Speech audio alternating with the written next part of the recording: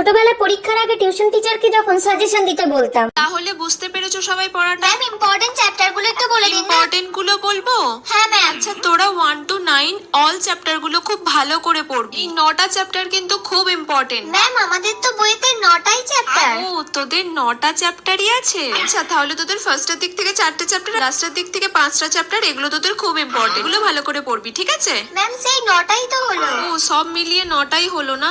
আচ্ছা ঠিক আছে, প্রথম দিক থেকে 3টে, লাস্টের দিক থেকে 3টে, আর মাঝখানের 2টো চ্যাপ্টার তোরা খুব ভালো করে পড়বি। ম্যাম তাহলে কোন চ্যাপ্টারটা বাদ দেবো? যে কোনো একটা একটু বাদ দিয়ে দিবি। যে চ্যাপ্টারটা আমি বলেছিলাম একটু ভালো করে পড়তে হবে না, সেই চ্যাপ্টারটা বাদ দিয়ে দিবি। ম্যাম সাজেশন দিন না।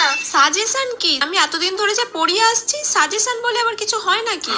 সব পড়তে হবে, যা পড়বি তাই সাজেশন। কোনো কিছু বাদ দেওয়া চলবে না। বাদ দিলে দেখবি ওটাই এসে বসে আছে। তখন কি হবে? তখন তো বলবি ম্যাম আপনি সাজেশন দিয়েছিলেন, ওটা আসেনি। তাহলে যে সারা বছর আমি পড়িয়ে গেলাম সেটার কি হলো?